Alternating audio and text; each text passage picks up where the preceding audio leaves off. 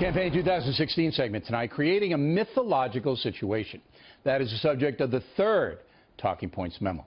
The liberal press furious that Donald Trump won the election, so now they're putting out absurd storylines designed to denigrate those who voted for Mr. Trump.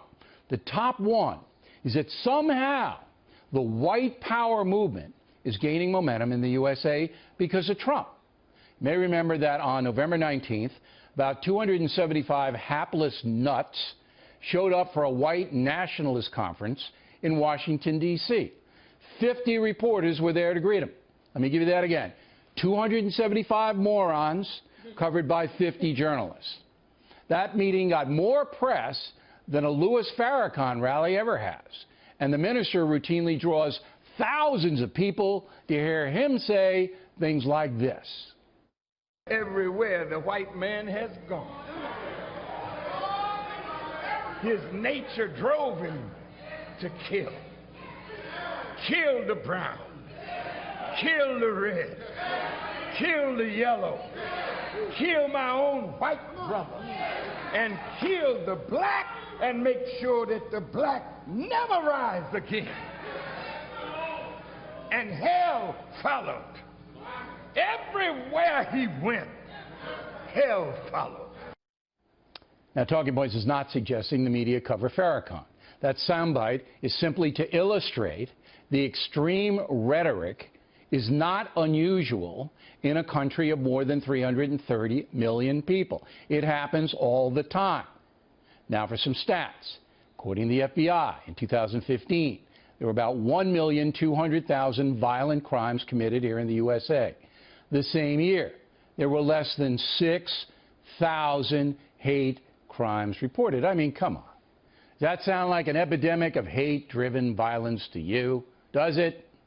And then there are the folks who voted for Trump and whom the media are trying to make into some kind of fascist cadre.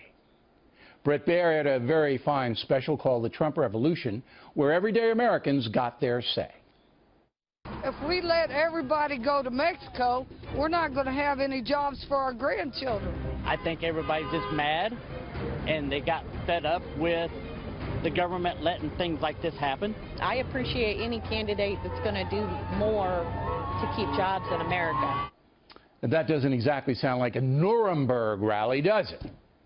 Yet folks like those are routinely demonized by left-wing media as racist or whatever. The truth is, there is no substantial white power movement in this country. Donald Trump won the election because of economics. But the press will never tell you the truth. Instead, they continue to brook rubbish.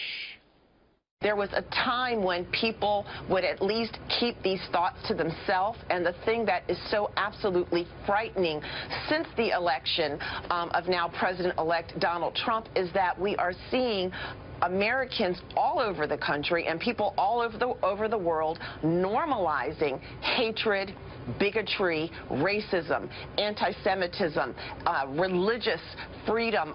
People are completely against it, and we don't bat an eye. Now, that statement is completely insane and irresponsible, and no serious news agency should foster something like that. Summing up, the press is trumping up, pardon the pun, a white power movement storyline that simply doesn't exist. It's vile to suggest that it does. Individual nuts are everywhere. Assigning them status is grossly dishonest. I am so tired of this, I can't tell you. And that's the memo.